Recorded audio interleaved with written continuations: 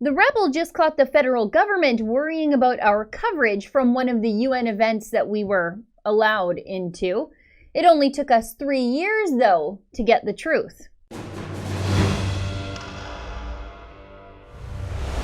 3 years ago, we sent a Rebel team to India.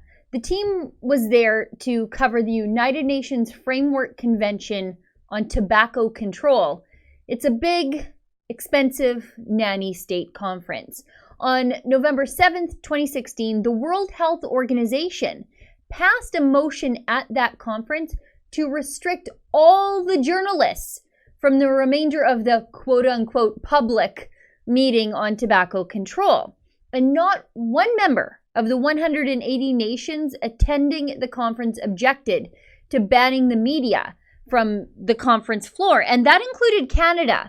The very next day, on November 8th, a journalist from the Daily Caller named Drew Johnson said to hell with this, and he entered the conference hall and sat down in one of the now empty chairs that were designated for members of the media. So Johnson was forcibly thrown out and was stripped of his media credentials. We caught the whole thing on tape. Just watch.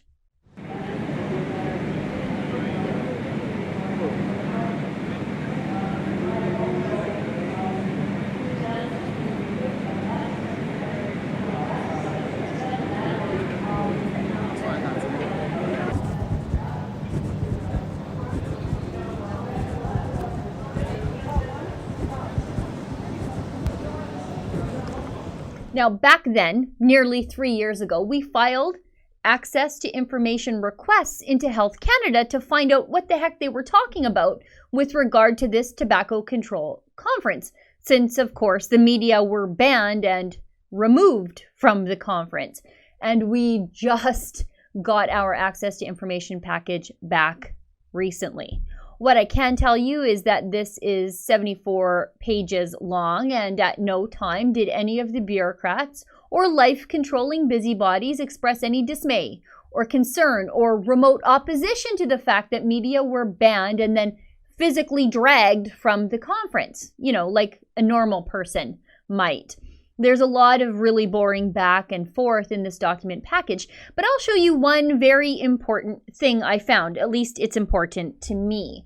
On page 12, the bureaucrats are worried, not about kicking the media out of the conference, but how it looks now after the media was kicked out. And since the Rebel was the only critical media there and caught all the altercations on camera, the bureaucrats started worrying about us. Here it is on page 12. On the night of the 8th of November, after we posted a video showing how that Daily Caller reporter was forcibly removed for just trying to do his job, a bureaucrat named Lorie Dunbar sent this email. Rebel Media now has 5 videos up on their YouTube channel on the Framework Convention on Tobacco Control. There's a playlist with them all together.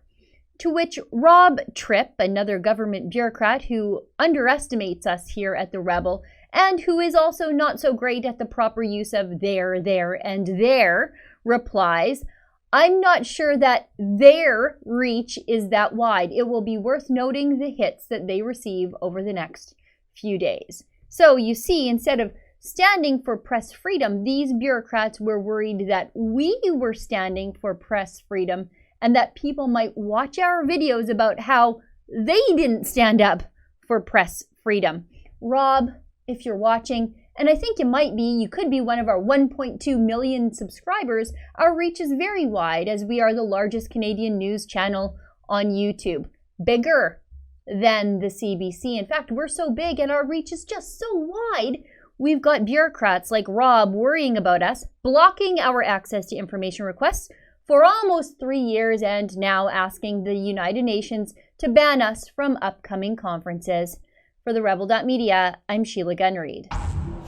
What you just saw there is the daily video that I do here at the Rebel, but did you know that I have my own weekly full-length show? It's aptly called The Gun Show, and we talk about issues facing Canadians and the world in a way that you will never see done in the mainstream media. But to get access to my show and the rest of our incredible premium content, like Ezra's nightly Ezra Levant show and David Menzies' fun Friday show, Rebel Roundup, Treat yourself to a Rebel subscription today.